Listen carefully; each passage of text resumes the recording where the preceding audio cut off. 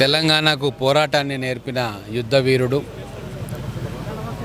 సర్దార్ సర్వాయి పాపన్న గారి 315వ వర్ధంతి ఈరోజు ఇక్కడ మహబూబ్ నగర్ పట్టణంలో వారి విగ్రహానికి నివాళులు అర్పించి పూలమాల వేసి వారు చేసిన సేవలను మరొకసారి గుర్తుంచుకున్నాం. ప్రభుత్వం తరఫున అధికారికంగా ఈ కార్యక్రమాన్ని నిర్వహించుకుంటా ఉన్నాం. మొఘల్ సామ్రాజ్యాన్ని ధిక్కరించి సామాన్యుడు కూడా చక్రవర్తి కావచ్చు, సంకల్ప బలం ఉంటే ప్రజలను సమీకరిస్తే అని చెప్పి దాని అక్షరాల నిజం చేసిన గొప్ప నాయకుడు సర్దార్ సర్వాయి పాపన్న. ఆ రోజు గోల్కొండ కోటను ఆక్రమించుకొని 7 నెలల పాటు పరిపాలన చేయడమే కాకుండా గెరిల్లా దళాన్ని కూడా సమీకరించి బడుగు బహుజన వర్గాలన్నింటినీ కూడా ఏకం చేసి వారికి ఆకలి బాధను తీర్చిన గొప్ప వ్యక్తి. అక్కడ రాబిన్ హుడ్ గురించి గొప్పగా చరిత్రకారులు చెప్తారు, కానీ అంతకంటే గొప్ప వీరుడు మన సర్దార్ సర్వాయి పాపన్న గారు. అందుకే ఆయన పోరాట స్ఫూర్తి భావితరాలకు గుర్తుంచుకునేలాగా చేయాలని చెప్పి మా కాంగ్రెస్ ప్రభుత్వం కూడా అనేక కార్యక్రమాలు ముందుకు తీసుకుపోతూ ఉంది. వారు జన్మించిన స్థలం, వారు రాజ్యమేలిన ప్రాంతాన్ని కూడా ఒక పర్యాటక కేంద్రంగా తయారు చేయాలి, మన పిల్లలకి వారి జీవితం ఒక స్ఫూర్తి కావాలి అని చెప్పి రాష్ట్ర ప్రభుత్వం అనేక కార్యక్రమాలను తీసుకోబోతూ ఉంది.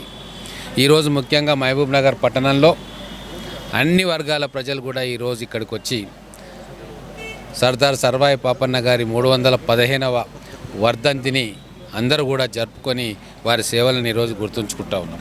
పేదల బడుగు బలహీన వర్గాలను ఏకీకృతం చేసి ఈరోజు ఆనాటి మొఘల్ సామ్రాజ్యాన్ని గడగడలాలించిన ఒక వీరుడు, బహుజన సామాజిక వీరుడు ఈరోజు వారి వర్ధంతి సందర్భంగా ఇక్కడికి అందరూ కూడా మహబూబ్నగర్ ఎమ్మెల్యే గారు ఎన్ఎం శ్రీనివాసరెడ్డి గారు, అలాగే కలెక్టర్ గారు, అలాగే గౌడ సోదరులు అందరూ బహుజనులు అందరూ కూడా యాదవులు అందరూ అన్ని కులాలకు సంబంధించిన బహుజనులందరూ కూడా అందరూ ఇక్కడ చేరుకొని వారికి నివాళులు అర్పించడం జరిగింది.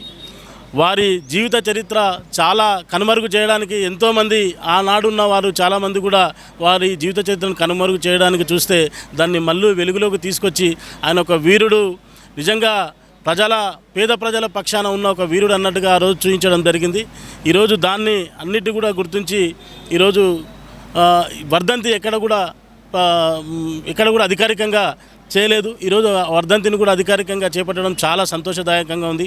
అలాగే ఈరోజున్న కాంగ్రెస్ ప్రభుత్వం బడుగు బలహీన వర్గాలను, బీసీలను, ఎస్సీ ఎస్టీలను అందరిని ఏకీకృతం చేసి వాళ్ళందరికీ కూడా ఈరోజు పథకాలు కానీ అన్ని సంక్షేమ పథకాలు కానీ అన్నీ కూడా వాళ్ళందరికీ చేకూరే విధంగా కూడా కాంగ్రెస్ ప్రభుత్వం ముందుందని కూడా తెలియజేస్తూ ఉన్నాం. 315వ వర్ధంతి కార్యక్రమాన్ని తెలంగాణ రాష్ట్ర ప్రభుత్వం అధికారికంగా నిర్వహించడం చాలా సంతోషించదగ్గ విషయము.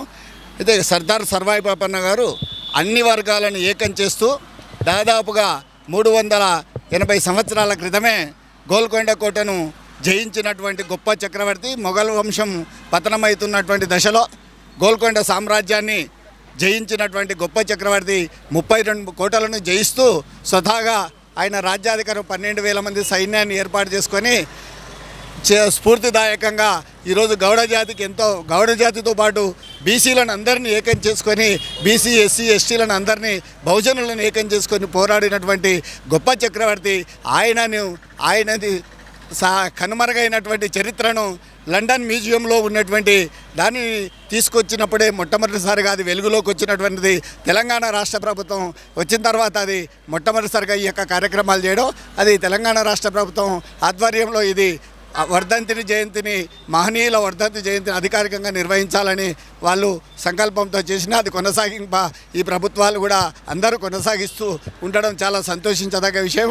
అయితే సర్దార్ సర్వాయి పాపన్న స్ఫూర్తితో అందరూ కూడా గౌడ జాతితో పాటు బీసీలంతా ఏకమై బహుజన సామ్రాజ్యాన్ని ఏర్పాటు చేయాలని, ఆ రోజు ఆయన కలలు కన్నటువంటి సామ్రాజ్యాన్ని ఏర్పాటు చేయడానికి కృషి చేసినటువంటి ఒక మహనీయుడు ఆయన జయంతిని వర్ధంతిని జరుపుకోవడం చాలా సంతోషించదగ్గ విషయం.